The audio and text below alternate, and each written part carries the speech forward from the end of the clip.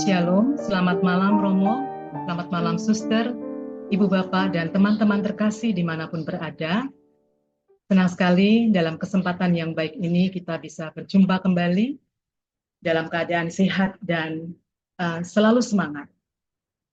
Seperti biasanya setiap Selasa malam kita diperjumpakan dan dipertemukan di dalam ruang yang sama, ruang webinar bersama Romo Nano.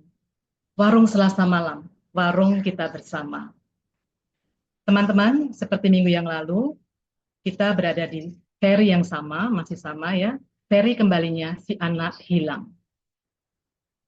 Lukisan Rembrandt yang berjudul Kembalinya Si Anak Hilang menjadi magnet bagi Henry Nouwen untuk mengamatinya. Mengamati detail lukisan Rembrandt, suatu peziarahan rohani bergulir, dan mendorong Henry Nouwen menuliskan permenungannya dalam buku yang diberikan judul sama dengan lukisan Rembrandt, Kembalinya Si Anak Hilang. Ketika sampai pada bagian kesimpulan, Henry Nouwen melihat betapa panjang perjalanan yang sudah ia lalui. Kisah hidup dan perjalanan rohaninya membawa pengalaman menjadi anak bungsu sekaligus anak sulung, yang akhirnya menyadarkan Henry Nouwen bahwa peziarah rohaninya tidak pernah utuh selama sang bapa tetap menjadi orang lain. Malam ini bersama Romo Nano, kita akan diajak mengupas tema Rembrandt dan sang bapa, menjadi seorang bapa langkah yang sepi. Melalui tema tersebut, kita akan mendalami bagian kesimpulan menjadi seorang bapa, apa yang harus dilakukan ketika menjadi seorang bapa, dan apakah resikonya menjadi seorang bapa.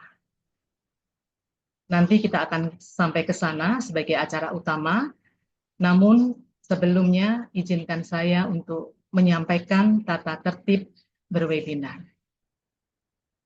Yang pertama, silahkan teman-teman memastikan bahwa teman-teman sudah merinim sesuai nama pada saat mendaftar. Dan mohon dipastikan juga bahwa teman-teman menonaktifkan mikrofon selama sesi berlangsung, sehingga acara pada malam hari ini bisa berlangsung dengan fokus dan lancar. Dan nanti setelah sesi pembelajaran Romo berakhir akan dibuka sesi Q&A. Silakan teman-teman untuk mengambil kesempatan menanyakan melalui direct chat ke 00 Q&A. Nanti ketika waktu mencukupi akan dijawab oleh Romo secara lisan, namun jika tidak mencukupi waktunya jangan khawatir, Romo akan menyediakan waktu untuk menjawabnya secara tertulis. Baiklah, mari kita buka webinar pada malam hari ini dengan doa pembuka. Dalam nama Bapa dan Putra dan Roh Kudus. Amin. Allah Bapa yang Maha Kasih, kami bersyukur atas kesempatan yang Engkau berikan kepada kami hari ini untuk dapat berkumpul kembali dalam webinar Selasa malam bersama Romo Nano. Kami mohon curahkanlah rahmat-Mu melalui Romo Nano, agar pembelajaran Romo malam ini bisa membuka hati dan pikiran kami untuk lebih memahami dengan benar persepsi kami tentang Bapa. Dan kami boleh sungguh mengalami Bapa yang murah hati di dalam hidup kami. Kami mohon berkatilah jaringan internet di tempat kami masing-masing, agar pembelajaran malam hari ini dapat berjalan dengan lancar dari awal, pertengahan, hingga akhir. Demi Kristus, Tuhan dan pengantara kami yang hidup dan berkuasa, kini dan sepanjang segala masa. Santo Ignatius, doakanlah kami. Amin. Dalam nama Bapa dan Putra dan Roh Kudus. Kita sapa Romo Nano. Selamat malam, Romo. Selamat malam, Bu Lili dan teman-teman semua. Apa kabar? Baik, Romo. Semangat Selasa malam selalu memberi semangat. Romo, nampaknya teman-teman sudah nggak sabar untuk mendengarkan pematerian dari Romo Nano, dan kami siap mendengarkan. Silakan, Romo. Terima kasih Bu Lili atas pengantar yang baik, doa yang baik. Dan kita mau mulai belajar lagi dari buku yang sangat bagus. Em, Pertama-tama saya mau mengajak teman-teman semua untuk sadar beberapa hal yang sangat penting. Yang pertama, saya kok merasa semakin yakin bahwa hidup kita sehari-hari itu terasa datar, kering, fungsional, ada di permukaan. Kalau menggunakan kata asing itu superficial. Sekali lagi, hidup kita sehari-hari itu terasa datar, kering, ada di permukaan, kurang mendalam, fungsional, dan kalau tidak hati-hati hanya di permukaan atau superficial. Yang kedua, buku Kembalinya Si Anak Hilang ini menurut saya merupakan sebuah buku yang membantu kita semua untuk masuk lebih dalam ke kehidupan kita sehari-hari, menyelami em, kedalaman hidup ini. Dan kalau kita menyelami kedalaman hidup ini dengan tuntunan buku Kembalinya Si Anak Hilang, saya pribadi menemukan mutiara-mutiara kehidupan yang sudah ada dalam hidup kita sehari-hari. Dan mutiara-mutiara kehidupan itu berupa satu, saya sadar bahwa di dalam diri saya, di dalam diri semua orang, termasuk semua teman-teman yang hadir dalam webinar ini, ada potensi, bakat, realita sebagai anak bungsu. Dan kebungsuan ini sangat kuat. Yang kedua, di dalam diri kita itu ada kesulungan yang juga sangat kuat. Mutiara yang ketiga adalah dalam diri kita ada bakat potensi menjadi bapak. Walaupun Anda seorang perempuan, ibu, cewek, itu punya bakat ini. Menjadi seperti bapak. Yang dalam webinar kali ini, saya akan mencoba memunculkan poin-poin penting yang sudah dituliskan oleh Henry Nouwen. Maka teman-teman, menurut saya, buku Kembalinya Si Anak Hilang ini sangat membantu kita untuk hidup tidak hanya di permukaan, tetapi ada di kedalaman realita hidup ini. Maka saya sangat berharap webinar Selasa malam dengan bahan buku Kembalinya Si Anak Hilang ini membantu Anda semua untuk menangkap mutiara-mutiara penting dari buku ini dan menggunakannya untuk memaknai, menjalani, menghidupi, menghayati hidup kita sehari-hari. Malam hari ini kita diajak oleh Henry Nouwen untuk belajar, atau paling tidak malam hari ini kita menjadi lebih tahu, lebih paham, lebih ngerti artinya menjadi seorang bapak itu seperti apa, tantangannya seperti apa, konkretnya menjadi seorang bapak itu seperti apa. Saya memilih foto sebuah patung yang menggambarkan bukan kembalinya si anak hilang, tapi menurut saya foto patung ini menunjukkan seorang bapak yang tangan kanannya merangkul anak bungsunya dan tangan kirinya menyentuh si anak sulung yang marah dan dia membujuk anaknya ini untuk ikut berpesta. Maka saya mengusulkan kepada Anda semua teman-teman untuk mengingat foto ini atau Anda membuat screenshot atas layar ini dan foto ini menjadi reminder, menjadi pengingat kita bahwa inilah panggilan kita sebagai manusia. Entah Anda bapak, ibu, anak, suster, romo, apapun jalan hidup Anda, menurut saya Allah Bapa mengundang masing-masing dari kita untuk menjadi seorang bapak yang tangan kanannya merangkul si bungsu yang durhaka dan tangan kirinya menyentuh si anak sulung. Malam hari ini akan ada 4 bagian karena saking padat dan kaya bab-bab ini maka saya jadikan 4 bab. Bab yang bagian yang pertama saya mau mengingatkan kita semua teman-teman seperti tadi sudah saya sampaikan panggilan untuk menjadi seorang bapa sebagaimana dijelaskan oleh bab kesimpulan ini berlaku untuk semua generasi atau gender. Generasi artinya entah Anda masih sangat muda, belum menikah, masih remaja, atau bahkan anak-anak, ada usia 15, 20, 25, sampai Anda itu seorang em, seperti Pak Yohanes Ramlan, seperti Pak Hari, atau seperti em, semua ibu-ibu senior yang hadir di ruang ini yang lahir sebelum atau bahkan di sekitar tahun 40.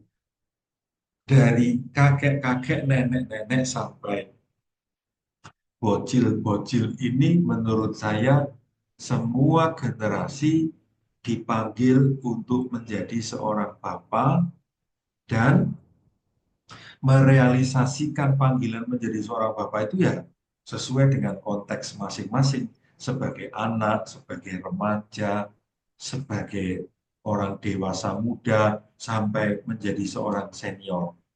Jadi kisah kembalinya si anak hilang dan terutama panggilan menjadi seorang bapak itu berlaku untuk semua orang. Nah, Henry Nouwen memberi penegasan di subjudul, di kalimat di bawah judul di halaman 178. Ini tentu saja tidak mudah, teman-teman. Saya sendiri paham, sadar, ngerti banget bahwa untuk menjadi murah hati sama seperti Bapak yang murah hati itu sangat tidak mudah. Kita sudah belajar dari bab, terutama bab 3 yang menunjukkan betapa murah hatinya si Bapak ini.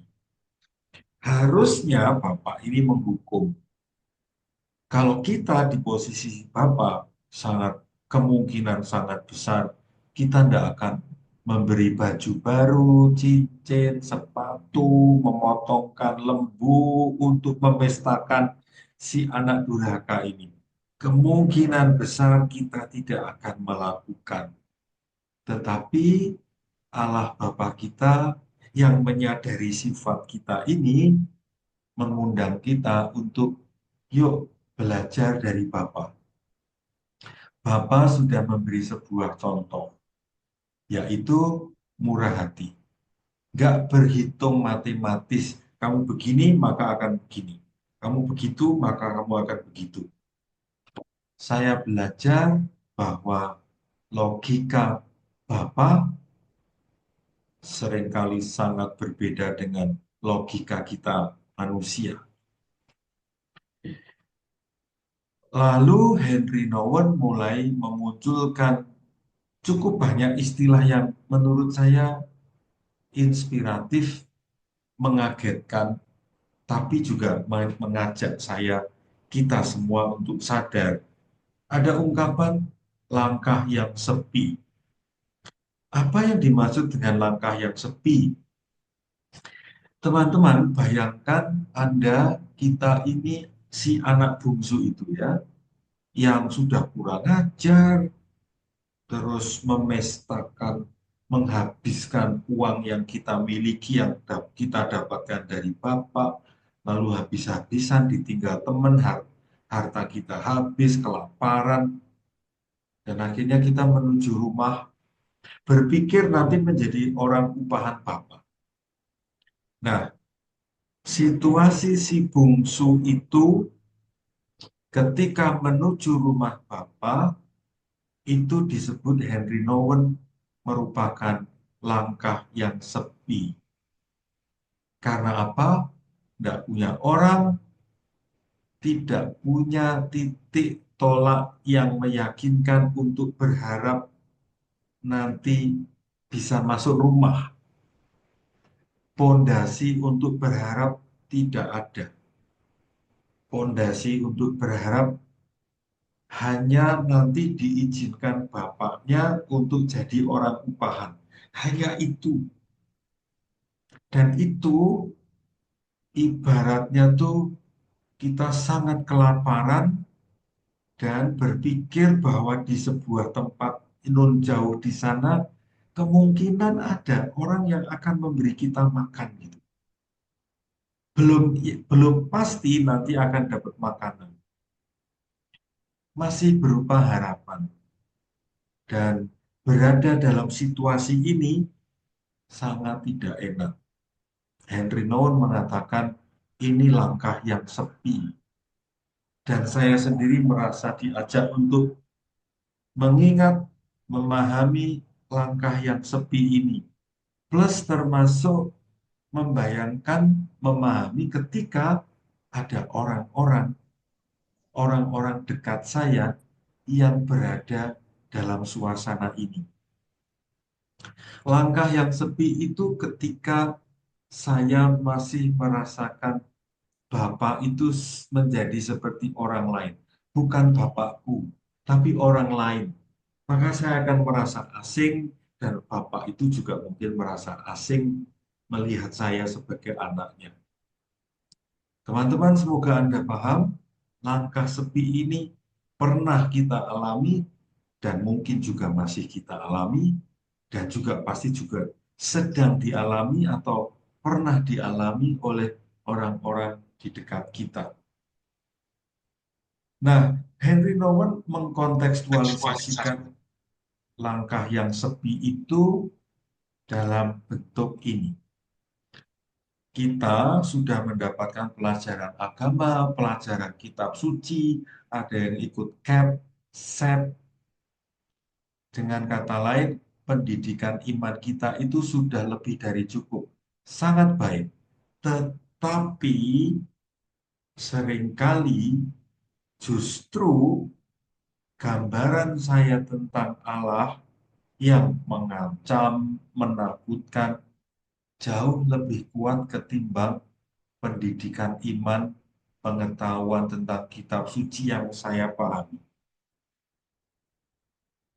Ketika saya berada dalam situasi ini, kita sedang mengalami seperti yang dikatakan oleh Henry Nouwen tadi, langkah yang sepi, momen yang sepi, karena kita masih merasa terancam, kita masih merasa takut, karena gambaran saya tentang Allah adalah Allah yang mengancam dan menakutkan. Maka dengan demikian, kalau saya berada dalam situasi yang sepi itu, ketakutan saya sendiri, persepsi saya sendiri yang salah tentang Allah, itu mengeblok, menutup, menghalangi aliran kasih Allah yang senyatanya ada dan mengalir, itu terblokade, tertutup oleh ketakutan saya sendiri. Kasih Allah kepadaku dibatasi oleh ketakutan kepada Allah. Jadi bukan Allah tidak mengasihi saya, tetapi saya mempunyai persepsi yang salah tentang Allah. Henry Nouwen di halaman 179 mengatakan ketakutan pada Allah yang membalas, yang dendam, yang marah, yang akan menghukum itu melumpuhkan kehidupan imanku dan mentalitasku. Padahal realitanya Allah kebalikan dari yang saya pahami.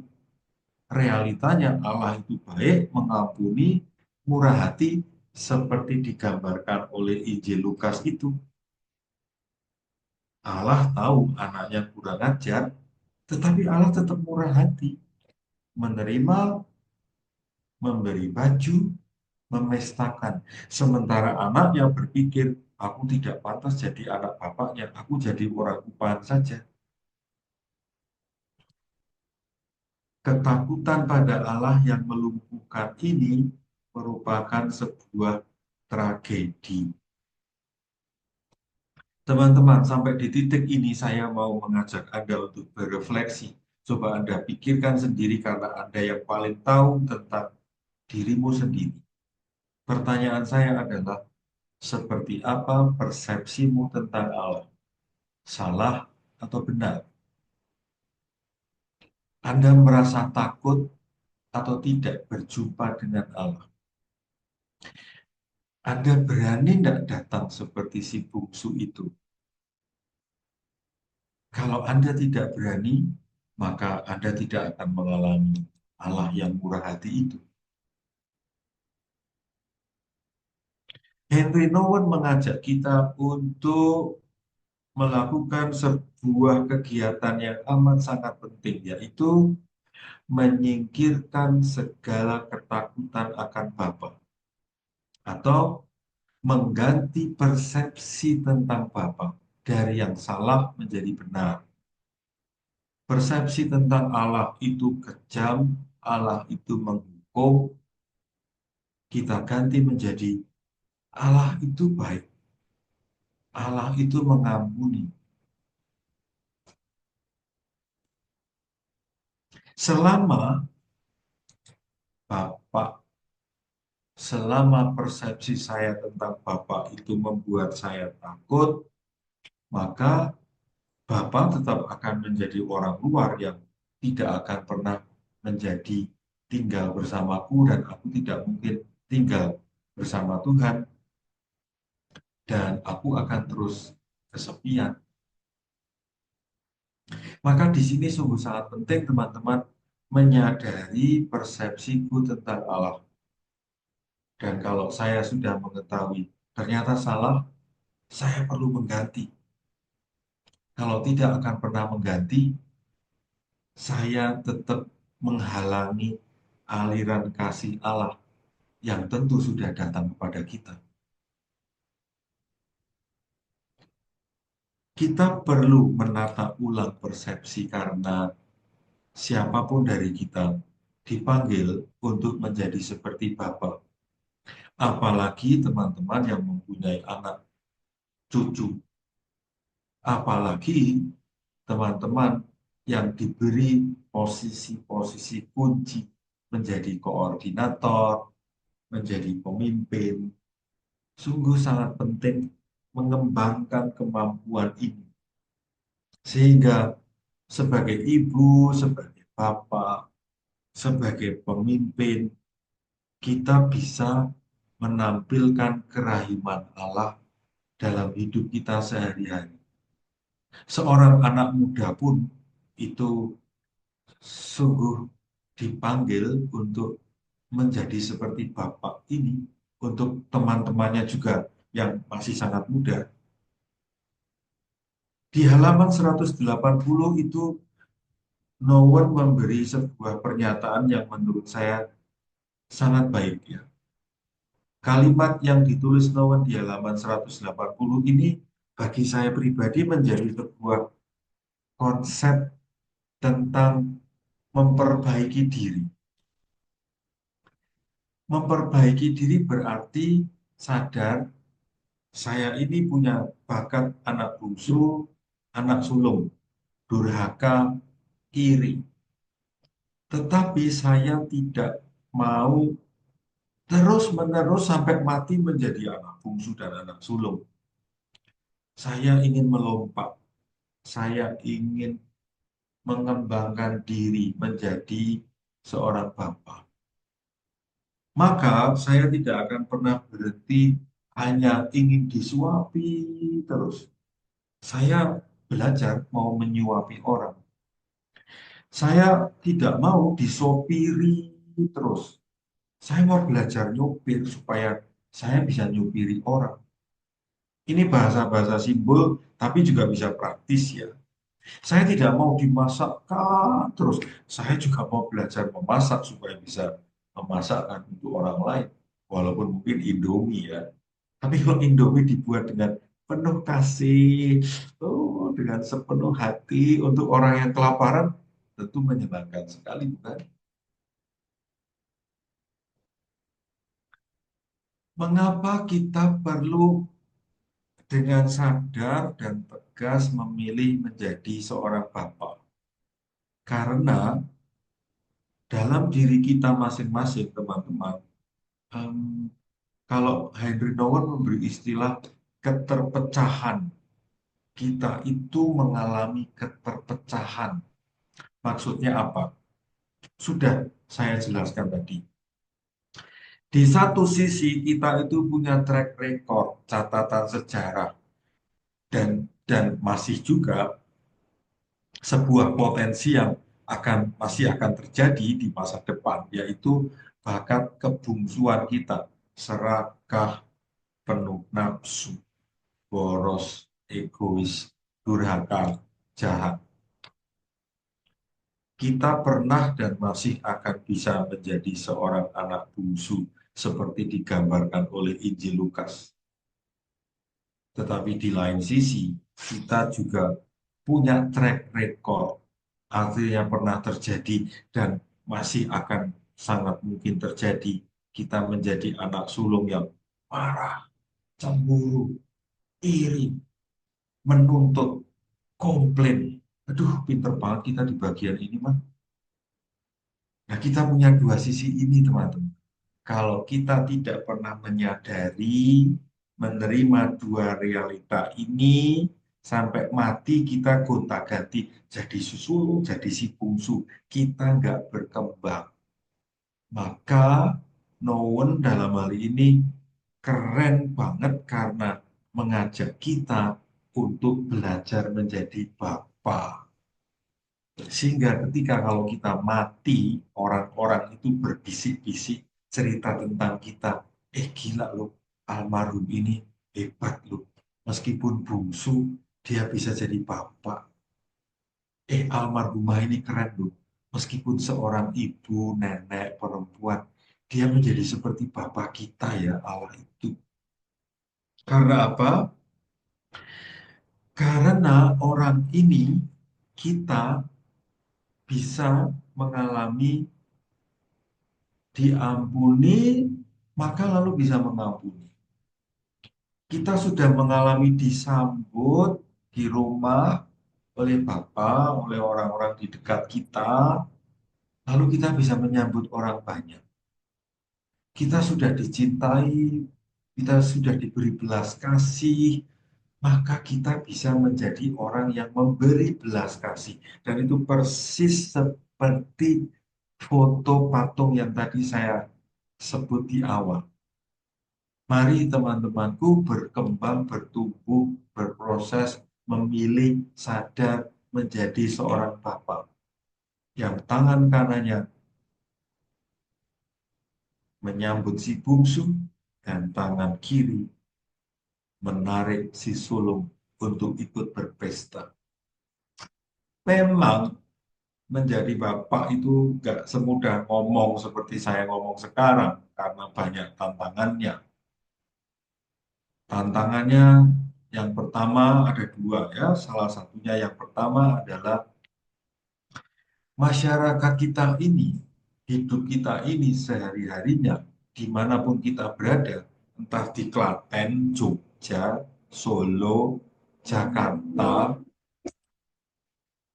kita itu hidup dalam suasana konsumeristis. Dan itu mendukung kita untuk memanjakan diri, dan Henry Nouwen memberi istilah yang sebetulnya sangat sangat tajam menusuk hati ya. Kita terlalu mudah melarikan diri, memanjakan diri dengan kepuasan yang kekanak-kanakan.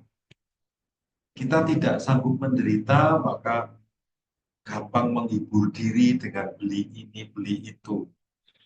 Kita tidak sanggup untuk mengalami sendiri, sepi, maka kita nonton YouTube, nonton TikTok, nonton macam-macam. Sehingga potensi kita menjadi bapak itu menjadi makin berkurang karena kita menjadi kekanak-kanakan, konsumeristis. Ini tantangan yang pertama. Tantangan yang kedua, kita itu mudah melarikan diri. Diberi tugas yang berat, oh jangan saya, dia saja, saya belum siap. Diminta menjadi prodiakon, aduh saya ini tidak pantas, masih banyak dosa. Diberi kesempatan menjadi ketua, koordinator, aduh jangan saya masih punya banyak PR. Kita sering melarikan diri, teman-teman. Banyak sekarang ini sedang ngetren ya, lomba atau olahraga yang sekarang sedang ngetren itu lari. 5 kilo, 10 kilo. Dan kita itu para juara melarikan diri dari tugas-tugas dan panggilan mendasar sebagai bapak. Itu dua tantangan yang sangat konkret kita hadapi. Dan sekali lagi, gambar tentang kembalinya si anak hilang dan murah hatinya bapak itu mengingatkan kita.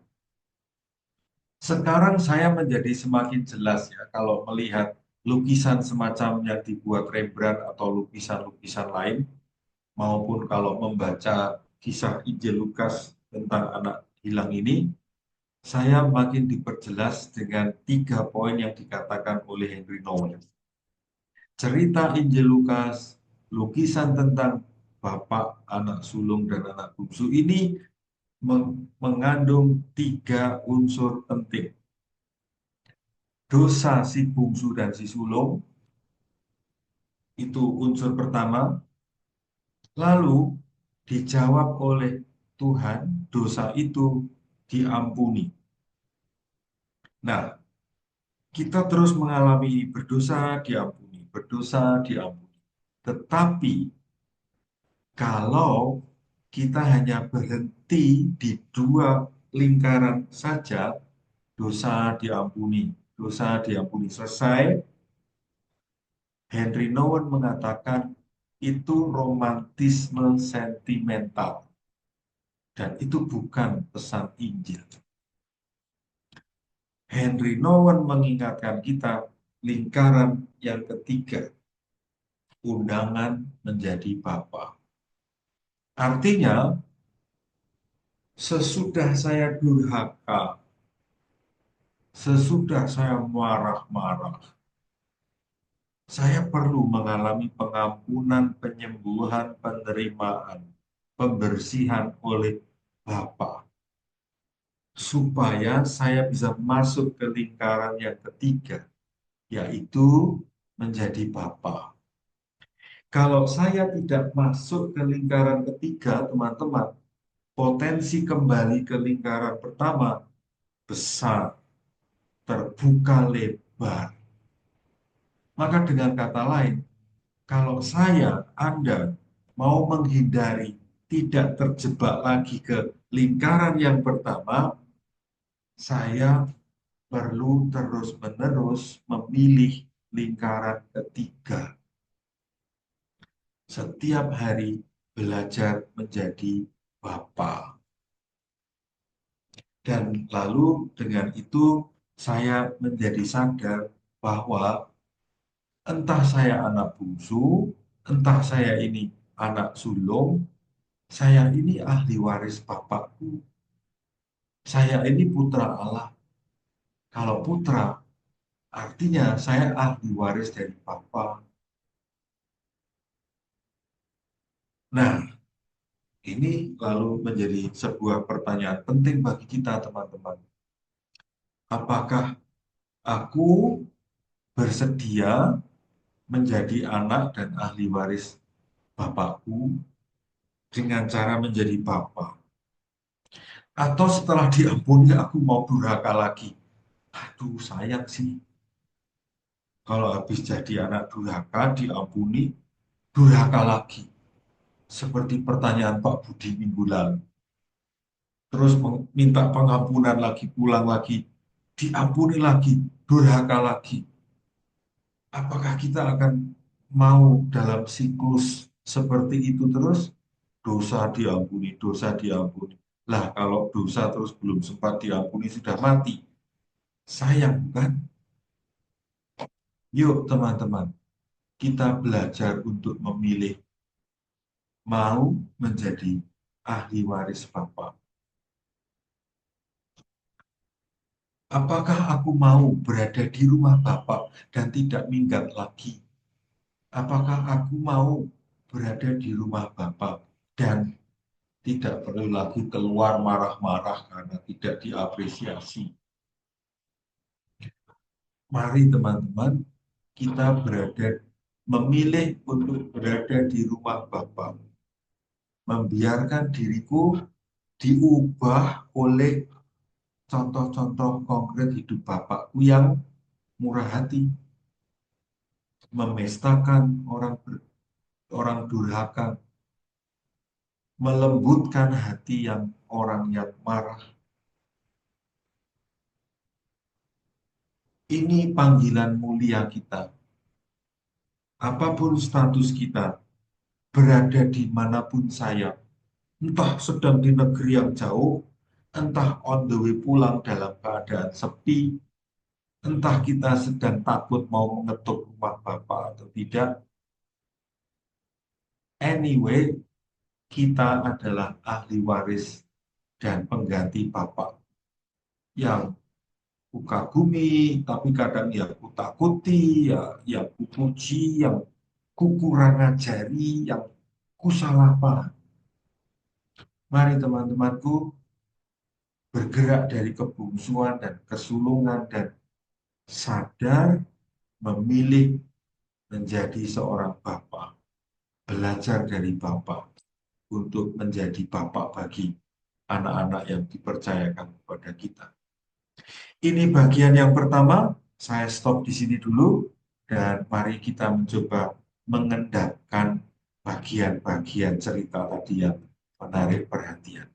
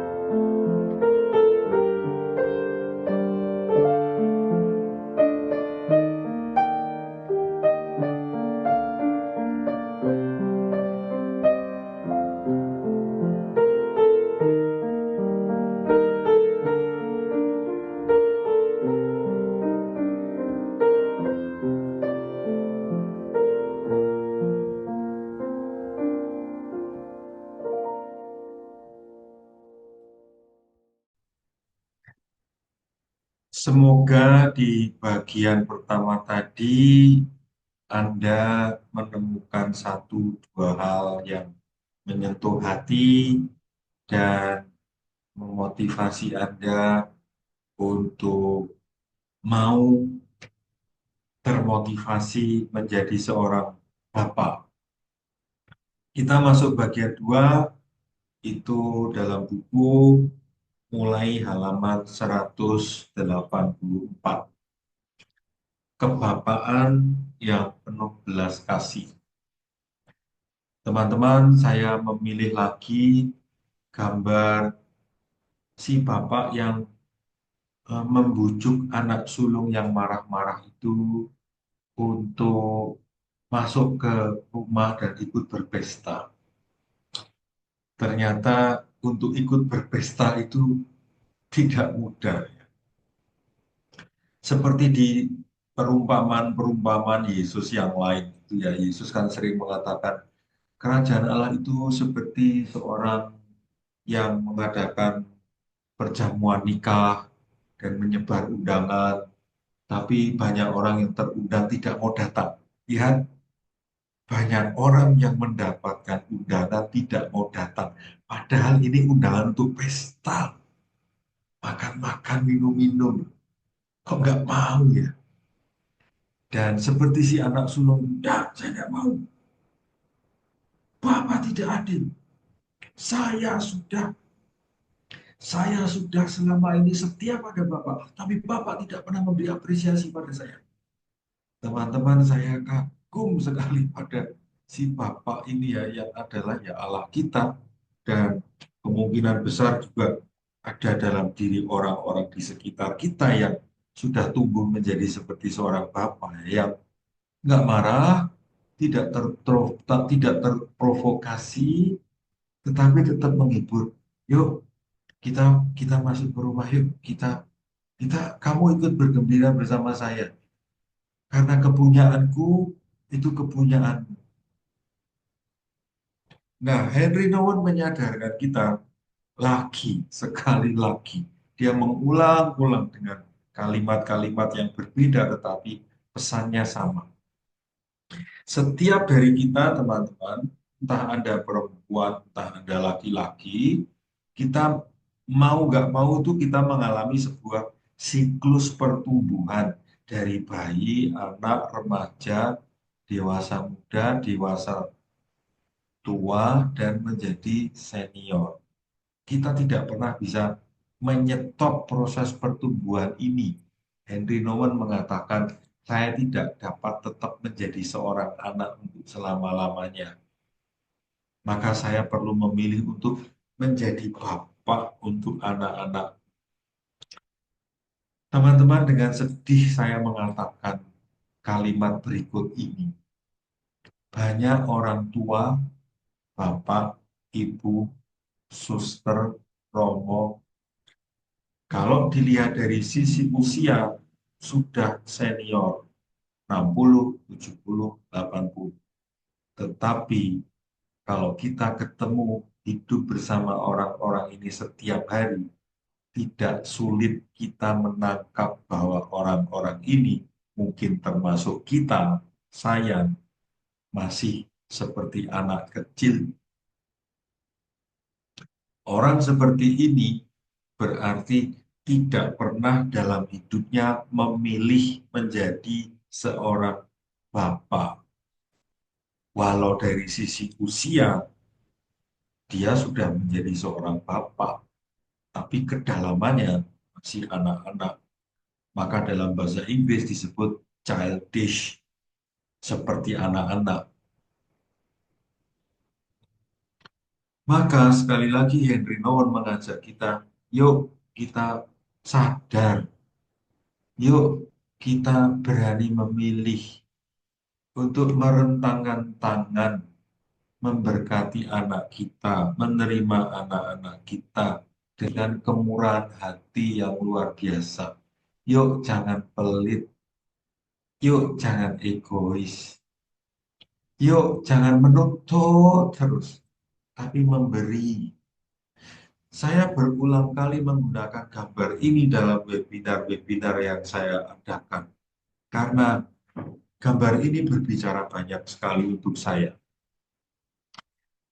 Untuk saya pribadi, saya akan menilai diri sendiri menjadi seorang bapak seperti diundang oleh si bapak kita kalau saya mau memberikan diri, entah waktu, tenaga, pikiran, mau mendengarkan, mau berbagi untuk orang lain.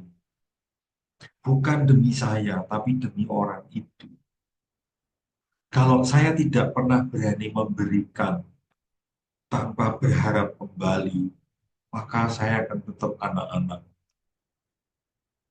Kalau saya memberi dan itu demi orang yang saya beri, saya kira itu saya tumbuh menjadi seorang bapak. Nah, saya senang dengan penjelasan Henry Nouwen di bagian ini ya. Henry Nouwen membuat sebuah interpretasi yang menurut saya sangat tepat.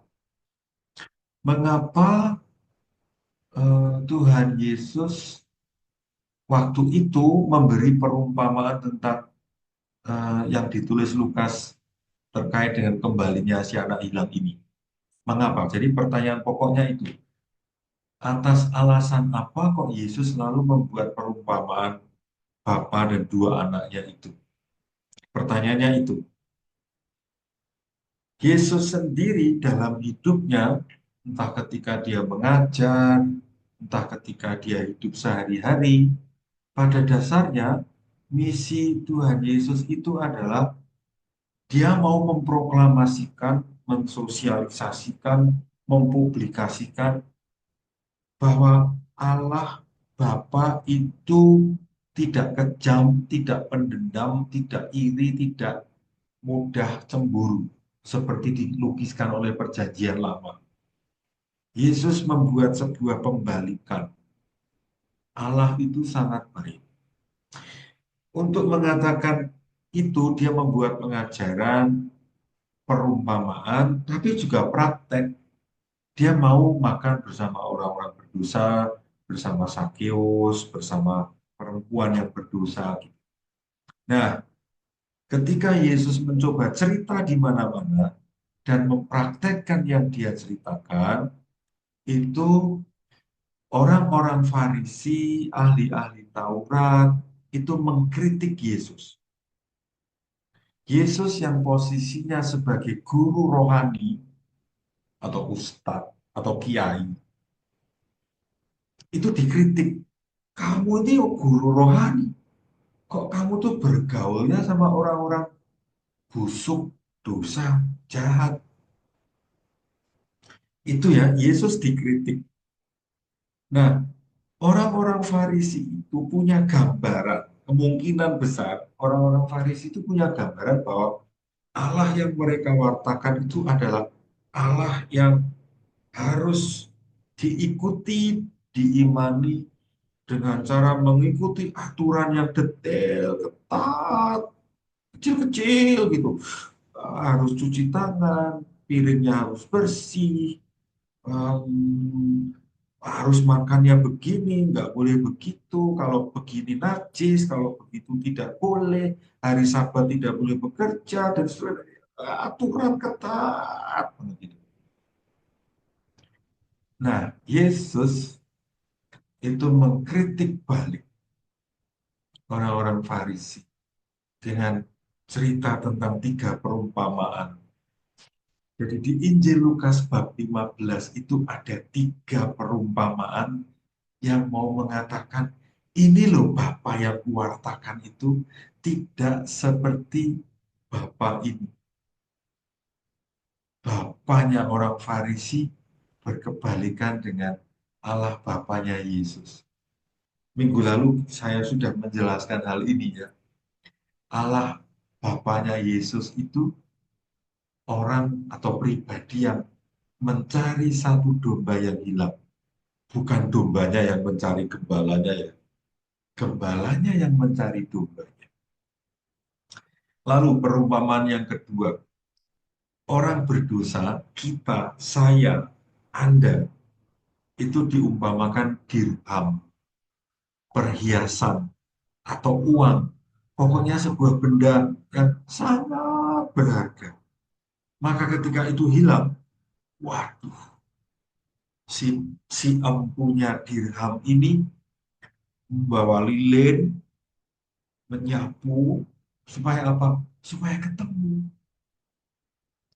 Dan perumpamaan yang ketiga ya tentang si bapak yang punya dua anak itu, saya kok baru ngeliat, wow, Tuhan Yesus tuh menceritakan bapak itu ya, itu sendiri menggugat saya. Aduh, saya ini selama ini mempersepsikan Allah seperti apa ya? Kadang-kadang masih kebawa pendidikan zaman dulu ya, Allah yang jauh, Allah yang harus disembah demikian rupa, Allah yang bisa menghukum dosa-dosa yang berat. Ya tidak semuanya salah sih pendidikan itu. Tapi unsur Bapak yang mencari, Bapak yang kehilangan dan lalu mau mendekati, itu baru lebih ngeh sekarang lebih.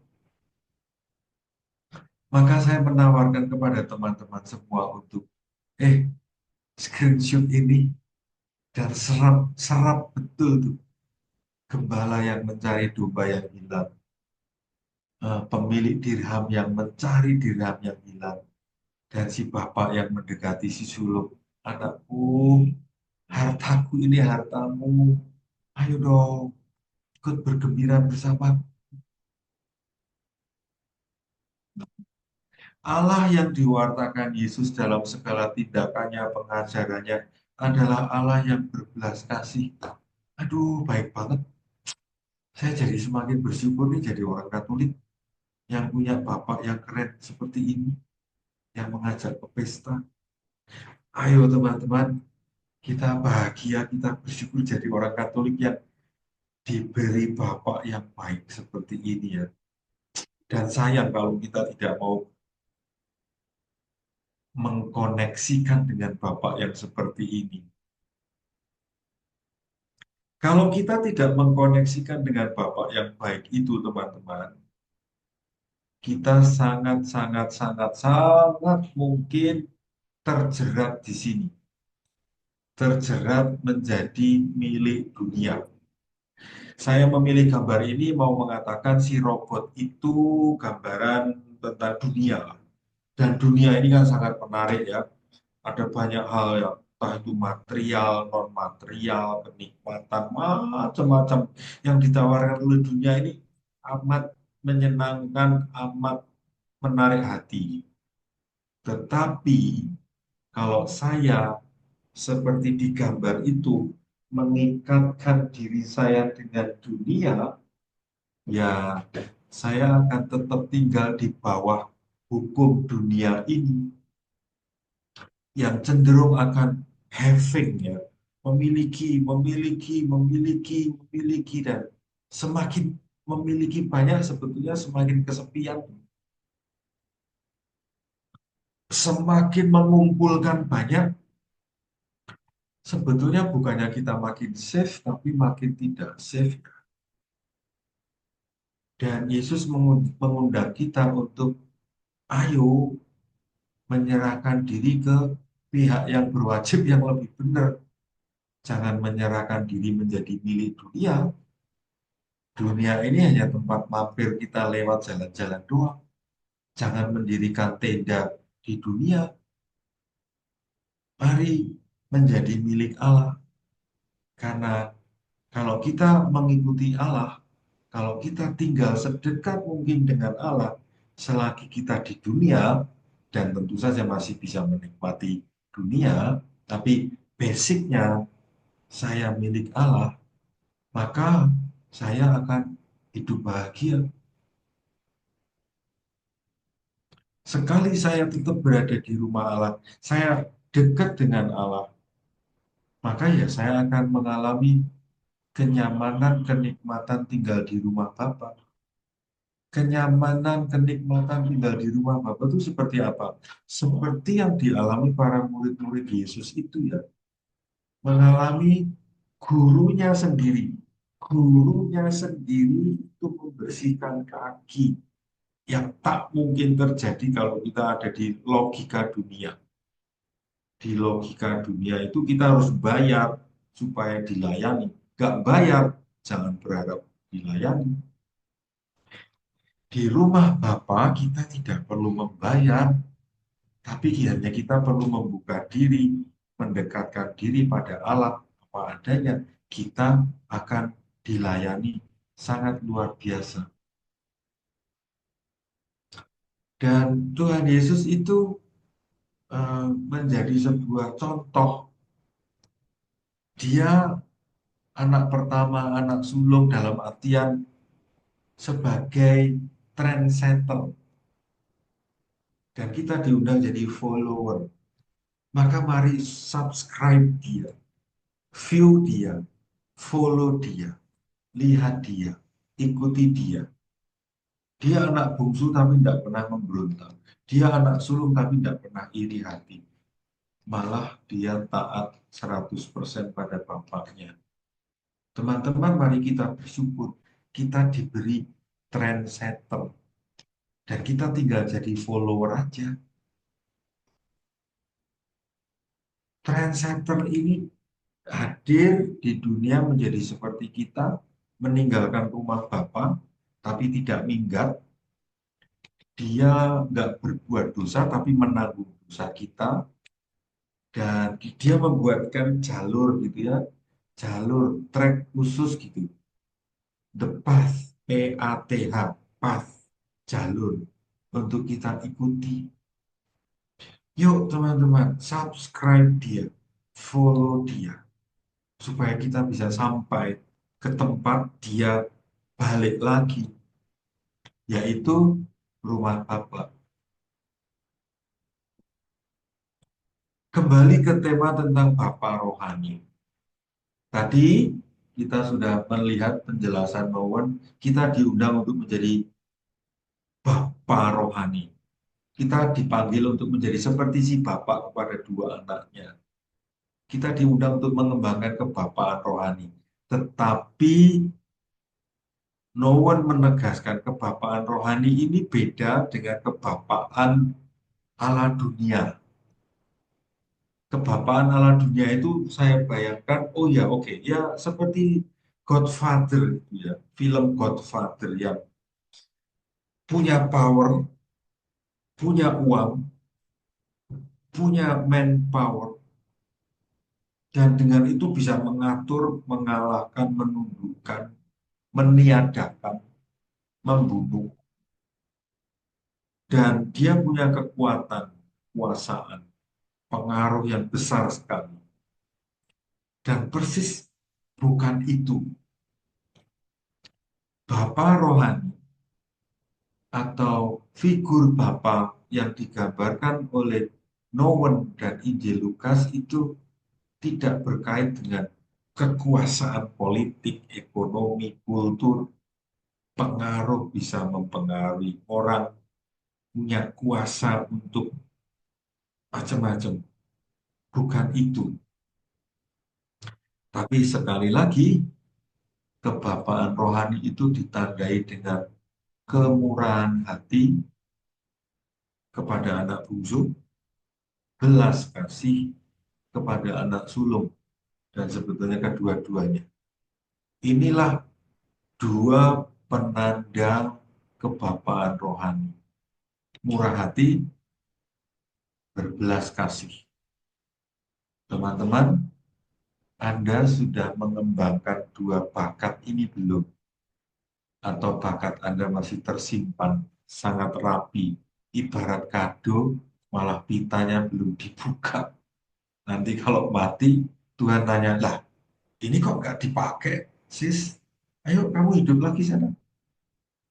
Pakai kemurahan hati dan belas kasihmu di sana.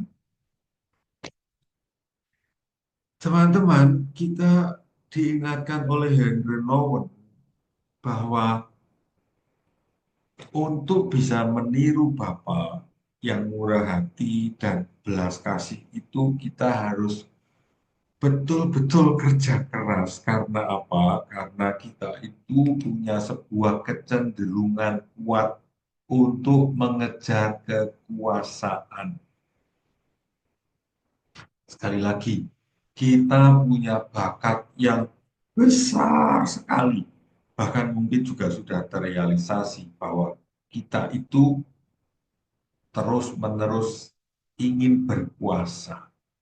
Dan Henry Nouwen memberi contoh-contoh yang konkret, sederhana sehari-hari, dan ini kita banget, saya banget, dan Anda banget gitu. Kekuasaan yang dimaksud oleh Henry Nouwen itu sangat simpel, tapi ini menghambat kita jadi bapak. Ketika saya menawarkan bantuan, saya masih berharap mendengar ucapan, terima kasih ya Romo, terima kasih ya Pak, Bu, Suster. Kalau orang yang kita bantu tidak mengucapkan terima kasih, kita marah-marah. Oh, kurang ajar, sudah dibantu, ngucapin terima kasih aja nggak bisa. Teman-teman kita sering melakukan itu. Dan kalau kita melakukan itu, artinya kita masih ingin berkuasa. Kita belum murah hati.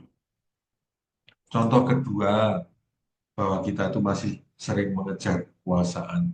Saat saya memberi uang kepada seseorang, nih bantuan saya, kita tuh masih ingin mengatur. Nanti uangnya begini, begini, begini ya, supaya kamu nggak jatuh lagi. Kekuasaan untuk mengatur orang lain. Ini belum murah hati.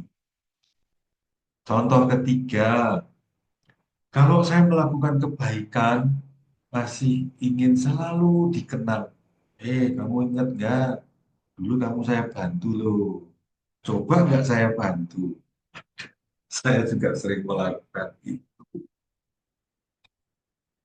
Terus contoh yang keempat, saya terus-menerus berusaha agar tidak dilupakan dan supaya saya tetap dikenang.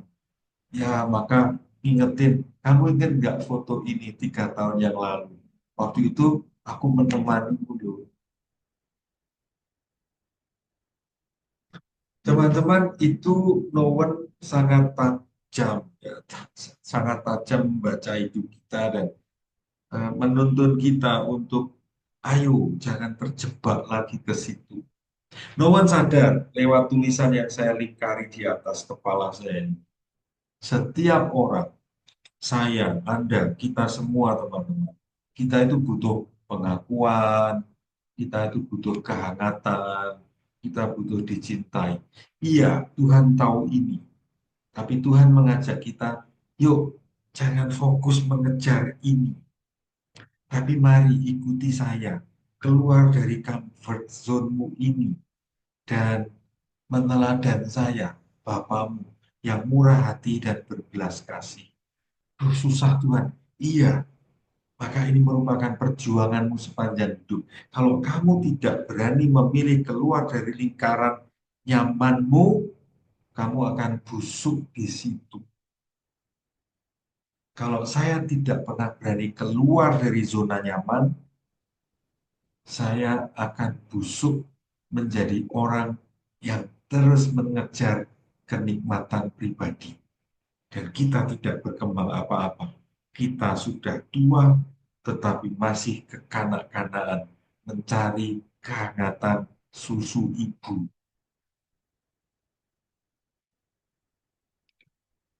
Mari teman-teman, jangan pernah berhenti belajar dari si bapak ini. Tidak mikir dirinya sendiri, memperhatikan orang lain, memberikan diri sepenuhnya. Saya memasang lukisan ini sekarang di kamar kerja saya untuk mengingatkan bahwa saya dipanggil untuk jadi bapak dan tidak mau berhenti jadi anak bungsu atau anak sulung. Dan saya terkesan dengan kemantapan hati Henry Nouwen yang mengatakan, Ya, saya yakin saya mampu menjadi seorang bapak. Dan saya berharap teman-teman pun bisa sampai pada titik ini. Ya, saya mau mencoba menjadi seorang bapak. Begitu ya teman-teman, bagian kedua saya cukupkan di sini. Mari kita break sejenak untuk mencoba mengendapkan.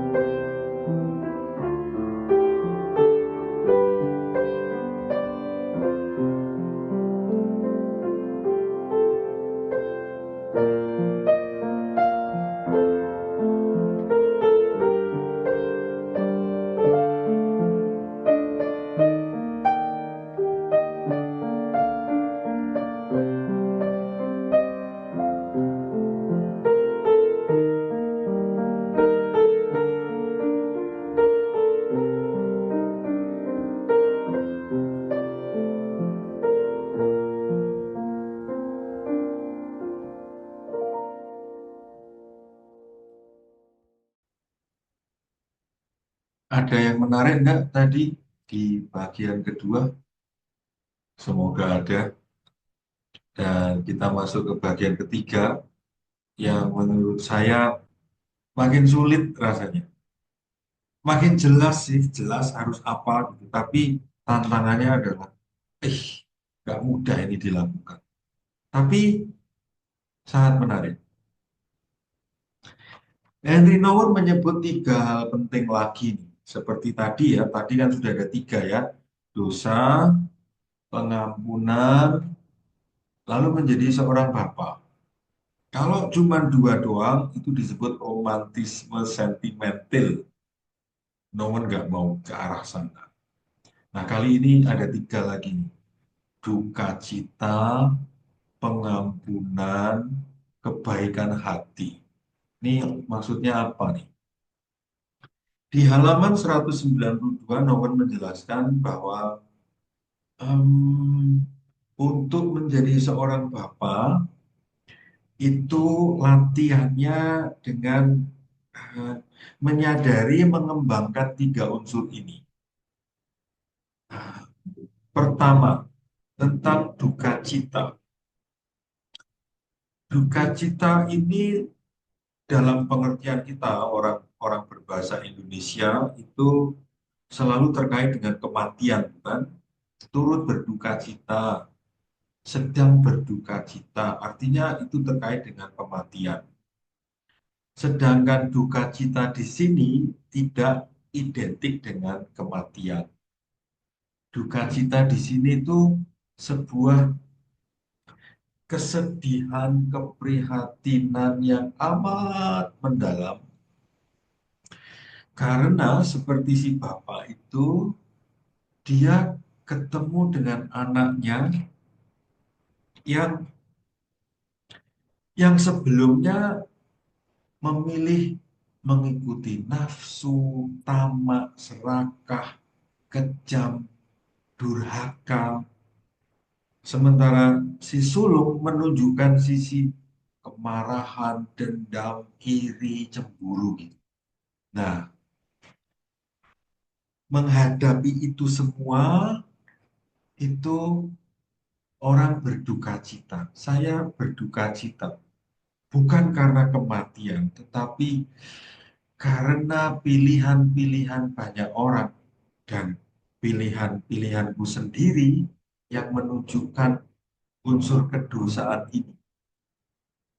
Nafsu, ambisi, serakah, kejam, jahat, kriminal. Ini menyebabkan orang berduka. Allah sendiri berduka. Kabar gembiranya teman-teman, em, cinta kasih Allah itu jauh lebih besar dari itu semua. Kedosaan manusia itu sangat mengerikan. Tetapi untungnya mengerikannya kejahatan kita itu, cinta Allah jauh lebih besar. Dan itu yang membuat paling tidak saya merasa, aduh, syukur ya, ada pelukan yang menenteramkan duka cita. Maka ini cara atau jalan pertama menjadi seorang bapak itu merasakan duka cita karena kebejatan seseorang, tapi lalu merengkuhnya dengan cinta yang tanpa batas. Kalau cuma ini doang, kejahatannya mengerikan ya. Tapi begitu itu dipeluk oleh cinta Bapa yang tanpa syarat, uh, lalu menjadi menenteramkan. Yang kedua, pengampunan, forgiveness. Saya senang dengan ungkapan Nowen di halaman 194 yang menunjukkan tendensi-tendensi kita sebagai manusia. Kita, saya, Anda, semua. Kita sering mengalami orang lain itu jahatnya minta ampunnya. Terus dia mungkin bertanya atau saya diajak untuk memaafkan.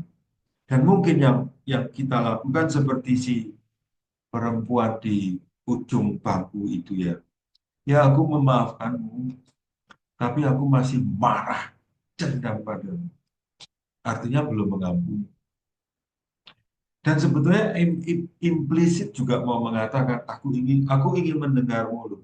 Aku ingin mendengarmu. Kamu mengatakan, iya saya salah, kamu yang benar. Saya sebagai orang yang disalahi itu ingin mendengar orang itu yang menyalahi saya itu meminta maaf. Dan saya ingin mendengar dari orang lain yang menilai, oh kamu memang pemaaf. Saya masih mengalami itu semua, teman. Dan kalau saya masih mengalami itu, saya masih berpikir itu semua, saya belum bisa mengampuni. Dan saya masih kalah oleh kemarahan-kemarahan saya. Saya belum tenang. Saya belum bisa mengampuni seperti Bapak. Maka hidup saya pun tidak tenang. No one mengajar kalau saya dalam situasi macam ini ya tidak bisa mengampuni, bahasa Inggris let it go. Lepaskan keinginan untuk dipuji, lepaskan keinginan untuk mendengar orang minta maaf. Lepaskan keinginan menentukan syarat-syarat agar saya bisa mengampuni. Pengampunan memang mengandaikan saya perlu mengalami pengampunan yang banyak banget supaya saya bisa mengampuni. Kalau saya belum pernah mengalami diampuni, kayaknya susah juga untuk bisa mengampuni. Nah, saya senang karena Henry Nouwen menjelaskan pengampunan ini lebih banyak ketimbang duka cita. Dan lebih senang lagi di halaman 195, Henry Nouwen itu membuat sebuah kalimat kata kerja terutama ya, memanjat. Maka saya memilih gambar orang memanjatnya. Memanjat apa? Memanjat dinding argumentasi, memanjat dinding perasaan marah gitu. Saya berargumentasi bahwa orang itu yang salah. Dia yang harus minta maaf. Nah, ini yang dimaksud dinding argumentasi. Dan saya kalau mau mengampuni, dan saya kalau mau hidup tenang, saya diundang untuk melampaui itu. Tinggalkan argumentasimu. Pilih tidak marah, tapi memanjat untuk melampaui. Susah, bro. Iya, tapi seperti saya katakan di awal tadi, paling tidak saya tahu dulu cara untuk mengatasi hal ini. Susah memang, tapi paling tidak saya tahu caranya dan ya perlu saya latih. Kalau tidak saya latih, saya tidak akan pernah tahu. Minggu lalu ada seorang anak muda saya kenal baiknya. Minggu lalu dia bertanya secara japri lewat WA kepada saya tentang saya berbuat baik tapi saya rasanya dimanfaatkan. Kebaikan-kebaikan saya dimanfaatkan. Saya senang karena di halaman 195 Henry Nouwen berbicara tentang poin ini. Semoga anak muda itu tetap ikut webinar ini sehingga ada jawaban untuk dia. Vincent, anak Solo. Pengampunan berarti memanjat, melampaui ya, ketakutan bahwa saya dimanfaatkan. It's okay lah, saya dimanfaatkan. Oke, itu urusanmu. Tapi saya mau melatih kebaikan ini. Dinding keinginan untuk tetap bisa menguasai, untuk menata, mengatur, membuat orang lain ikut yang saya inginkan. Ternyata itu harus saya lampaui gitu. Orang mau ikut nasihat saya atau tidak, it's up to you. Orang mau mengikuti pengarahan saya yang sangat baik atau tidak, it's up to you. Saya tidak perlu berharap. Ini teman-teman penting. Saya tidak perlu mengharapkan orang mengikuti apa yang saya sarankan. Dan saya pun praktek lewat webinar ini ya. Saya omong ini untuk diri saya sendiri. Teman-teman tidak mau mengikuti yang dibuat oleh Henry Nouwen, it's okay, untuk saya tidak apa-apa. Tapi paling tidak kita semua tahu, oh begini loh caranya. Susah, iya. Nah, setiap kali saya bisa melampaui dinding argumentasi, dinding keinginan untuk dimintai maaf, dinding bahwa saya dimanfaatkan, itu bisa saya atasi. Saya berada di rumah Bapak, nothing tulus, tenang. Disalahpahami sudah tidak masalah. Rasanya dia memanfaatkan kebaikan saya, it's okay. Saya tidak kehilangan apa-apa. Saya justru mendapat Bapak. Nah, hanya orang yang mengalami diampuni, dia akan bisa mengampuni. Itu bahasa saya, bahasa Nouwen. Hanya jika aku mengingat bahwa aku ini anak terkasihnya Bapa yang dicintai, diampuni, dibukakan pintu, dipeluk, disayang, maka aku bisa menyambut siapa saja orang yang mau kembali. Saya bisa merangkul, merengkuh, menerima orang-orang yang kurang ajar dan mau berbuat baik. Kebaikan hati. Ini yang ketiga ya. Kebaikan hati itu saya senang banget dengan definisinya Henry Nouwen. Ada di halaman 195.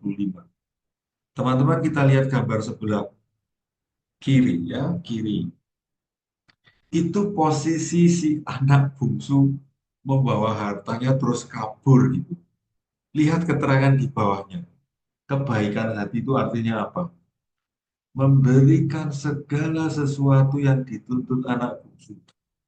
Ayah, mana hartaku? Si ayah, ini hartamu. Dan anak itu kabur. Kurang ajar banget itu si anak bungsu itu. Kurang ajar durhaka banget. Ketika si anak ini pulang juga, Bapak melimpahinya dengan banyak anugerah. Jubah baru, cincin, sepatu, pesta. Ini murah hati. Ini kebaikan hati. Edan ya Bapak kita itu ya. Iya, Bapak kita itu memang di luar logika manusia ya. Aduh, semoga kita semua ya teman-teman makin sering merasakan kebaikan, kemurahan hati Bapak ini. Kebaikan hati itu tadi kepada anak sulung ya, kepada anak bungsu ya, kepada si anak sulung itu. Anakku, rekeningku ya rekeningmu, hartaku, hartamu, bukan hartaku. Kamu pun bisa menikmatinya. Lah kemarin kamu nggak bilang kalau pengen kumpul-kumpul sama temanmu potong kambing. Omong aja, atau potong aja nanti aku tinggal diajak. Pak, ini potong kambing nih sama teman-teman. Aku pasti datang dan nggak akan marah-marah. Gila ya, bapak kita tuh murah hati, teman. Kebaikan hati adalah seorang bapak yang mau memberikan yang dia miliki itu untuk anaknya supaya tumbuh. Entah itu uang, waktu, tenaga, perhatian, kasih sayang. Bukan bapak yang justru ngambilin milih anak-anaknya. Itu bapak gemblong edan. Bapak yang benar itu ya yang memberikan yang dia miliki. Walau mungkin dia hanya punya waktu, tenaga, hati. Kebaikan hati itu bahasa Inggrisnya generosity. Kata generosity itu berasal dari akar kata gen. Dan gen itu berarti ikatan mendasar tentang relasi dalam keluarga. Maka siapa saja, setiap anggota keluarga yang mau bersikap murah hati dalam keluarga inti, keluarga besar, kerabat, terah, siapa saja yang bersikap murah hati itu menciptakan kesatuan keluarga. Dan kebalikannya, orang yang tidak baik hati akan membuat disharmoni dalam keluarga. Orang yang memiliki kebaikan hati membuat harmoni. Teman-teman, gambar ini yang menarik apa? Anda sedang melihat gambar. Apa yang menarik dari gambar ini? Sol sepatu bapaknya itu dipotong untuk menambal sol sepatu anaknya. Ini sebuah contoh ayah memberikan sebagian dari dirinya untuk anaknya supaya anaknya tidak kedinginan. Ini gambar bapak yang murah hati, baik hati. Memang sangat tidak mudah untuk baik hati karena kita itu cenderungnya tidak baik hati alias mikir diri sendiri, egois, selfish. Ada banyak hal yang membuat kita berat untuk melakukan kebaikan hati. Tetapi kalau saya tetap bertahan mikir diri saya sendiri, saya membuat disharmoni. Setiap kali saya memilih pilihan-pilihan yang egois, selfish, saya justru menjauhkan saya dengan komunitas, keluarga, kelompok. Makin saya meninggalkan egoisme, memilih kemurahan hati, saya mendekatkan relasi menjadi sebuah harmoni. Dan supaya bisa seperti itu, Henry Nouwen menyadarkan kita untuk disiplin memilih. tidak pernah bisa natural, spontan.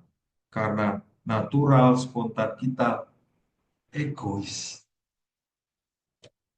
Ini betul-betul sebuah pilihan sadar dan kita perlu mendisiplinkan diri. Meskipun aduh, rasanya nggak rela saya berbuat baik pada orang jahat itu. Oke lah, saya mau belajar menjadi ahli warisnya Bapak yang baik hati.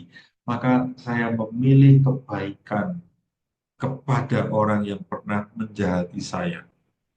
Kalau saya tidak memilih lingkaran yang hijau, teman-teman, saya akan tanpa sadar atau sadar memilih lingkaran hitam, kegelapan, egois, ingin berkuasa, ingin enaknya sendiri. It's all about choosing. Semua ini tentang memilih.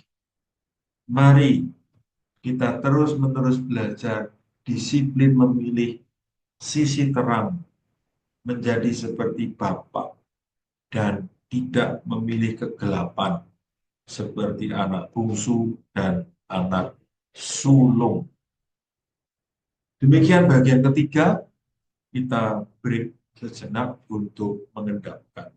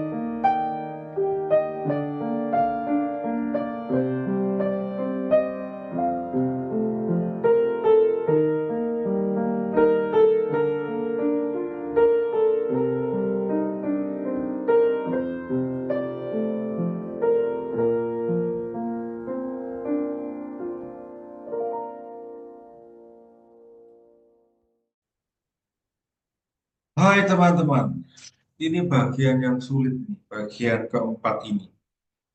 Tapi menurut saya mengandung unsur-unsur yang sangat mendalam ya, fundamental. Saya menyebut fundamental karena amat mendasar. Apa artinya menjadi seorang bapak? Apa artinya menjadi seorang ibu bapak yang punya sifat kebapaan? Henry Nouwen menjelaskan beberapa unsur penting. Menjadi seorang bapak itu sudah tidak lagi urusan dipanggil pulang. Artinya sudah berada di rumah, sudah bertobat tentu saja. Menjadi seorang bapak itu berada di rumah dan mengupayakan supaya rumah dalam artian a house, fisik rumah maupun a home, suasana rumah, dan itu berarti diri saya sebagai pribadi. saya perlu membuat rumah, a house, a home yang memungkinkan orang-orang yang pulang datang merasakan, menemukan kehangatan, penerimaan, pengampunan, perhatian. Lihat, ini mendasar banget kan? Ada banyak anak-anak yang tidak mau pulang karena tidak menemukan home di house rumahnya maupun person-person pribadi-pribadi di rumah itu tidak menunjukkan figur kebapaan. Berpikir ke rumah, males gitu. Dan kita semua teman-teman kita diundang untuk menjadi seperti Bapak yang berada di rumah, membuat orang itu ketika berada di rumah merasakan at home. Dan menjadi seorang bapak itu juga berarti sadar sudah tidak muda lagi, masa mudanya sudah selesai, tidak kabur, terus tidak avanturir, terus tidak berkelana, terus ini sudah tua, masih berpetualang terus ya. Henry Nouwen mengatakan, ya kalau kamu sudah tua, masih ingin kembali jadi anak seperti anak muda, ya artinya menghindari panggilan menjadi bapak. Maka menjadi seorang bapak itu ya ikhlas. Masa muda saya selesai. Kalau ada orang tua yang selalu bercerita, dulu waktu saya masih muda, ya mungkin itu juga sebuah contoh ya. Orang tua yang ingin kemudaannya masih diakui. Orang tua yang betul-betul memilih jadi bapak adalah lebih sering bertanya, pengalamanmu bagaimana? Cerita dong. Bukan, waktu saya masih muda, lalu dia cerita tentang masa muda terus gitu. Sehingga orang lain tidak pernah bercerita, orang lain mendengarkan. Kita sering melakukan itu. Iya kita. Kita yang sudah usia 50, 60, 70. Kita sering ngomong, dulu waktu saya masih muda, mari teman-teman, menjadi seorang bapak itu berarti bertanya, anak muda, gimana pengalamanmu? Cerita dong, supaya saya yang tua ini tahu perkembangan. Nah, lalu orang itu bercerita dan kita belajar dari dia. Oh, begitu ya. Oh, begitu ya. Menjadi seorang bapak itu berarti mau berada di rumah, menunggu di rumah, membuat rumah itu home, dan percaya siapapun yang pulang ke home menemukan yang dia cari, yaitu cinta bapaknya. Ini nggak mudah, tetapi mari kita berjuang ke arah ini. Menjadi seorang bapak, menjadi seorang ibu yang bisa membuat anak-anak itu mendatangi dan merasa dicintai. Tidak dimintai uang, tidak diminta ini itu yang membuat anak-anaknya akhirnya nggak mau pulang. Teman-teman kita semua dipanggil menjadi seorang bapak yang mau menunggu di rumah dan membuat suasana rumah betul-betul a home. Itu bagian pertama. Ini bagian kedua. Bagian kedua ini ditandai dengan kata-kata yang tidak mudah memahaminya. Ada kata-kata kekosongan menakutkan. Ada kata lain, kekosongan yang suci. Saya senang ya dengan gambar ini nih. Orang yang hatinya kosong, tetapi lalu diberi tanaman berbunga oleh alam yang adalah Tuhan. Nah, ketika orang mengalami kekosongan seperti itu menakutkan. Tetapi menjadi suci karena ada sesuatu yang ditanamkan dalam dirinya. Oke, ini masih simbolis ya. Saya mau mengajak Anda untuk lebih konkret ya. Kebapaan rohani atau menjadi seorang bapa itu perlu melewati tahap kekosongan yang menakutkan. Berada di rumah, nggak pergi, nggak mencari kesenangan sendiri, tetapi di rumah itu ada unsur kesepian, sendiri, garing, bosen. Kalau Nowen mengatakan tidak ada kekuasaan, nggak ada lagi yang diatur, anak-anak sudah pergi semua, nggak ada sesuatu yang berhasil, kalaupun berhasil nggak ada orang yang tahu, tidak ada popularitas karena orang tidak ada yang mengenali kita, nggak ada kepuasan yang didapat dengan mudah, sendiri, sepi. Nah, itu kekosongan yang menakutkan. Nah, kekosongan yang menakutkan itu harus dilewati, dialami, agar mengalami kekuatan spiritual. Dan kekuatan itu tumbuh karena relasi yang dekat dengan Allah. Gambar ini mau mengatakan,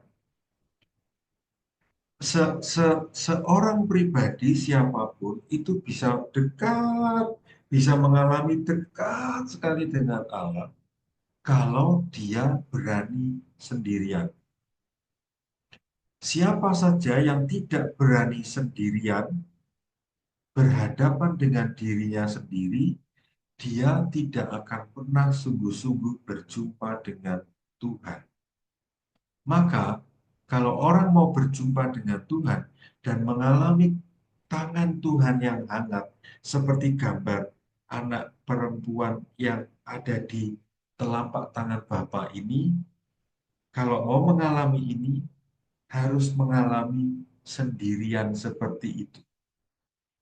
Dan ketika orang mengalami yang seperti di gambar anak perempuan di telapak tangan si Bapak itu, ini disebut kekosongan yang suci, dekat dengan Allah. Dan ketika orang sudah mengalami kekosongan yang suci itu, dia mengalami disentuh, dekat, dibelai, dipeluk, direngkuh oleh Tuhan, dia dimungkinkan menyambut setiap orang tanpa keinginan untuk menghukum, tapi justru dia bisa memberi pengharapan, kekuatan, memberi asa yang semula putus tersambung lagi. Hanya orang yang mengalami berjumpa dengan Allah itu yang bisa menyalurkan energi dari Allah. Pengalaman kekosongan suci seorang yang mengalami di tangan Tuhan itu bisa membuat orang lain em, percaya, merasa ditemani. Orang yang mengalami kekosongan yang suci, kedekatan dengan Tuhan, dia bisa hadir bersama orang lain yang sakit, yang lemah, yang terpinggirkan, yang terlupakan, dan orang yang sakit, terlupakan, itu tidak mengalami ketakutan, rasa bersalah, rasa malu. Orang yang dekat dengan Allah karena dia mampu melampaui kesendirian, kekosongan yang menakutkan itu menjadi percaya, damai, gembira. Sehingga ketika orang itu mengalami sakit berat, hidupnya sudah nyaris habis, dia tidak takut lagi karena dia merasakan dekat dengan Allah. Nah, teman-teman, ini tiga halangan, ini tiga kondisi Ini 3 situasi yang membuat orang tidak akan pernah bisa mengalami kekosongan yang suci. Kondisi pertama, kalau orang ini selalu mencari perhatian. Dua, kalau dia belum berdamai dengan dirinya sendiri. Dia malu, dia marah, dia benci pada dirinya sendiri. Atau yang ketiga, dia menjadi orang yang sok jagoan untuk mendapatkan tepuk tangan, sok menjadi pahlawan, sok membantu. Ini disebutkan Nowen sebagai 3 halangan yang tidak membuat orang itu bisa menjadi seorang bapa. Nah, ini kebalikannya.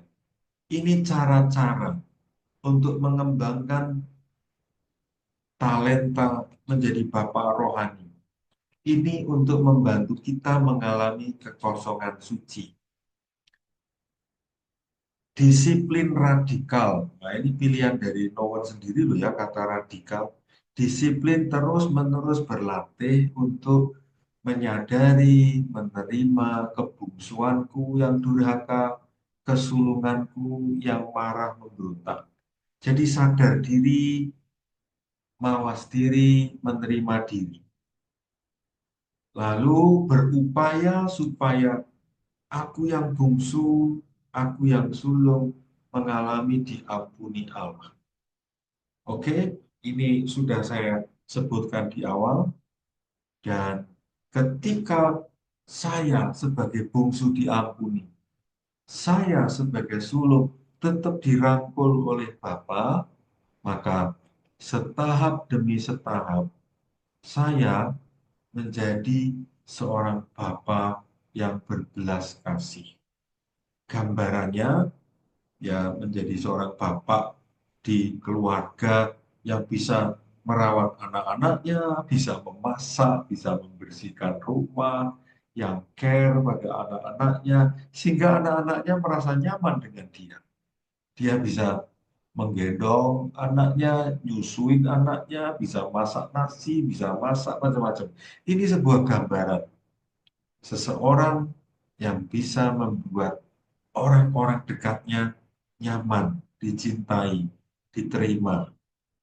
Dan ini dimungkinkan kalau orang ini mampu mengolah kesulungan dan kebungsuannya. Teman-temanku, mari terus mengembangkan diri menjadi seorang bapak, ibu yang mampu memberkati anak-anaknya, bukan memarahi, bukan menyebut daftar kekurangan anak-anak, bukan komplain tentang macam-macam hal, tapi memberkati anak-anak. Saya usul, mulailah kalau Anda belum mempunyai tradisi atau kebiasaan memberkati anakmu. Setiap kali anakmu mau pergi, entah sekolah, entah kuliah, entah kerja, entah habis mengunjungimu, berkatilah anak-anak supaya anak-anak sungguh-sungguh merasakan energi dari Bapa. Teman-teman, semoga kita mampu menyerahkan kebungsuan, kesulungan, agar diampuni dan disembuhkan oleh Bapa, agar kita bisa menjadi bapak, ibu bagi anak-anak bungsu, anak-anak sulung yang ada di sekitar kita. Mungkin anak-anak bungsu dan sulung itu istri kita sendiri, suami kita sendiri, orang tua kita sendiri, anak-anak kita sendiri, atau orang-orang dekat kita. Demikian, semoga Anda, teman-temanku, makin paham apa artinya menjadi seorang bapak.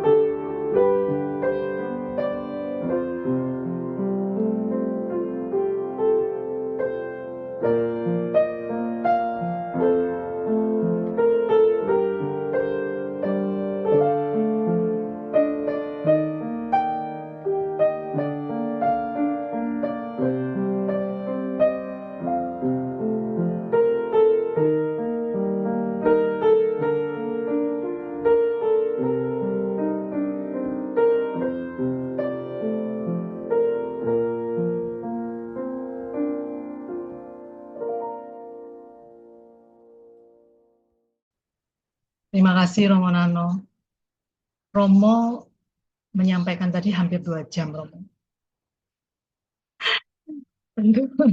Hampir 2 jam Romo menyampaikan materinya dan Semoga nggak bosen ya. Saya sendiri tadi sama tidak. sekali enggak, sama sekali. Saya percaya teman-teman mengikuti dengan tekun dan hikmat. Saya tadi mengamati teman-teman senang sekali, meskipun mungkin masih meraba-raba.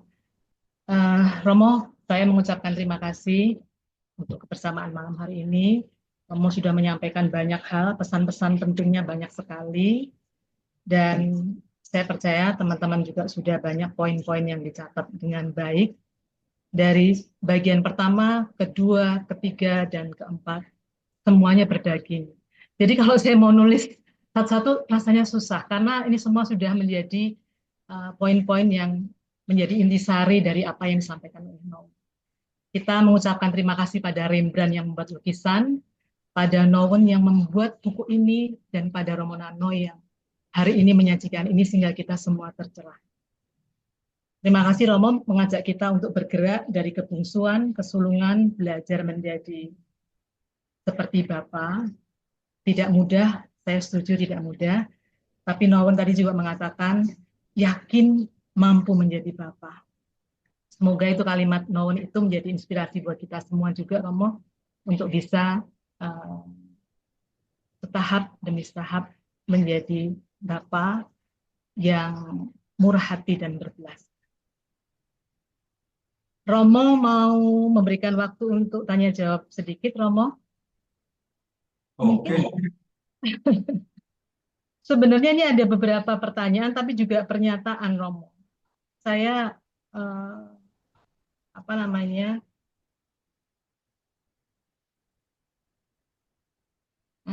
dari Pak Budi ya, Pak Budi Andreas ini sebetulnya bukan pertanyaan tapi pernyataan, agak lucu-lucu juga, Romo, supaya agak kita menjadi agak cair.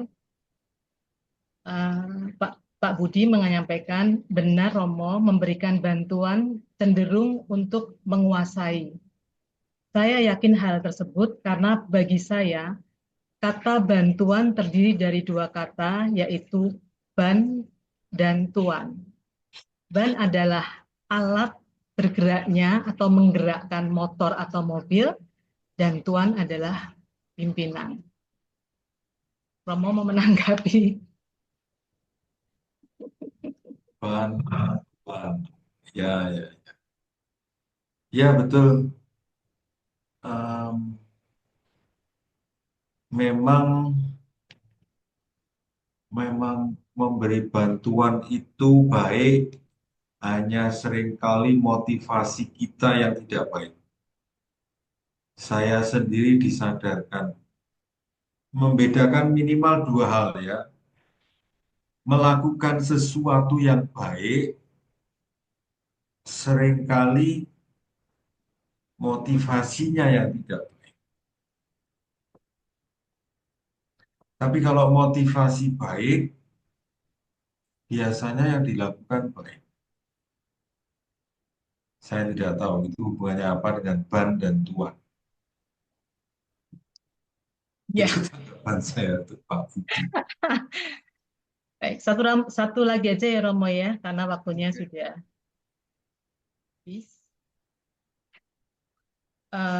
Pertanyaan dari Indrawati, jika kita mengikuti murah hati yang seperti Bapak, apakah itu mendidik terlebih pada kasus anak bungsu?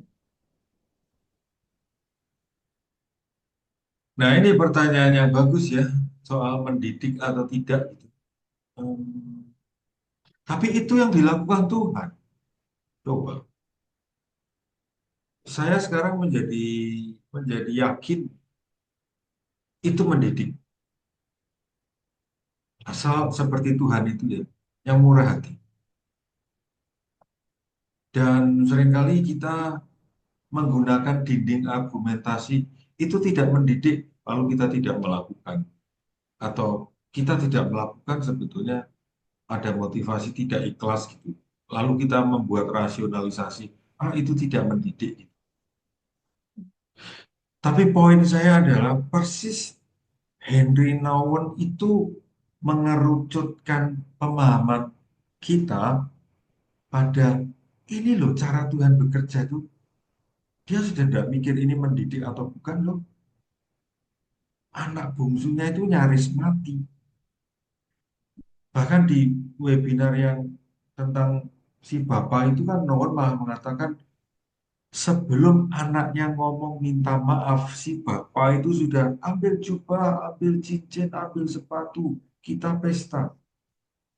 Si bapak gak memberi kesempatan kepada anak untuk meminta maaf. Apakah kita masih mau bertanya, apakah ini mendidik? Sekali lagi, tanggapan saya, justru inilah cara Tuhan yang murah hati. Tidak ada agenda mendidik sama sekali. Pertanyaannya bagus, tapi lihat poin yang dikerucutkan oleh Henry Nouwen. Tuhan hanya bisa mengampuni dan memestakan anak-anaknya. Seringkali yang terjadi adalah, ya mungkin malah anak-anaknya ini tidak berani pulang. Itu Bu Lili, tanggapan saya. Iya, terima kasih Romo. Saya kira itu menjadi pertanyaan terakhir ya Romo. Ya Bu. Sekali lagi terima kasih Romo Nano sudah menyediakan waktu untuk kita semua. Dan terima kasih juga untuk teman-teman semuanya yang bertahan untuk mengikuti pelajaran Romo Nano. Saya berharap apa yang disampaikan Romo Nano banyak pesan-pesan yang bisa kita petik dan bermanfaat untuk keseharian hidup kita. Baik, kita ke pengumuman.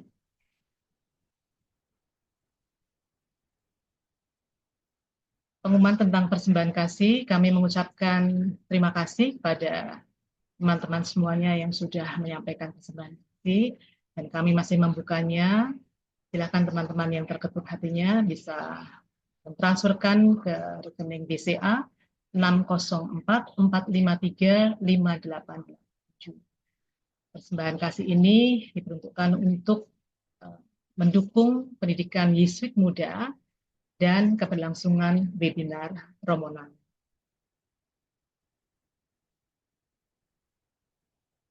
Ini adalah QR code untuk mengikuti atau masuk di dalam link pendaftaran untuk masuk di dalam grup webinar bersama Romo Nano. Silahkan teman-teman yang pada hari ini sudah mengikuti webinar tetapi belum masuk ke WA group, silakan dapat menghubungi Maria ke 0812 9993 2022. Teman-teman bisa masuk dalam grup dan bisa mengetahui kegiatan-kegiatan bersama Romo Nano baik offline maupun online. Buku Kembalinya Si Anak Hilang ini sangat bagus. Teman-teman yang belum membeli dan belum memiliki dan ingin memiliki dan membacanya, silakan dapat menghubungi penerbit Kanisius melalui WA ke Ibu Ayun ke 0822 3747 8080. Dan sesi terakhir dari buku seri buku Kembalinya Si Anak Hilang ini akan diakhiri minggu depan dalam bentuk pleno kisah seorang bapak dengan dua anaknya. Seperti apa nanti kita akan tahu di minggu depan, tanggal 25 Februari 2025. Silakan teman-teman mencatatnya dan bergabung kembali di minggu depan. Baik, mari kita menutup perjumpaan pada malam hari ini dengan doa penutup dan berkat dari Tuhan melalui Romo Nano. Dalam nama Bapa dan Putra dan Roh Kudus. Amin. Allah Bapa yang Maha Baik, terima kasih atas Roh Kudus-Mu yang membimbing dan menyertai kami mengikuti webinar malam ini dengan baik. Ya Bapa, kami mohon mampukan kami untuk bisa menumbuhkan 3 jalan kebapaan, yaitu duka cita, pengampunan, dan kebaikan hati.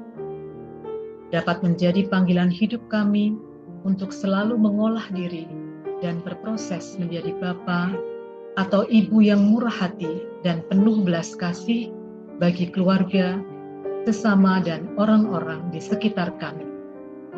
Demi Kristus Yesus yang hidup dan berkuasa bersama Engkau dan Roh Kudus, kini dan sepanjang segala masa. Santo Ignatius, doakanlah kami. Teman-teman yang terkasih, kita sekalian, orang-orang dekat, keluarga kita, senantiasa dibimbing, diberkati, dilindungi Allah yang Maha Kuasa, dalam nama Bapa dan Putra dan Roh Kudus. Amin. Amin. Terima kasih banyak ya, sampai ketemu minggu depan, teman-teman. Terima kasih. Terima kasih Romo. Terima kasih Romo. Terima kasih Romo. Selamat malam. Terima kasih Romo.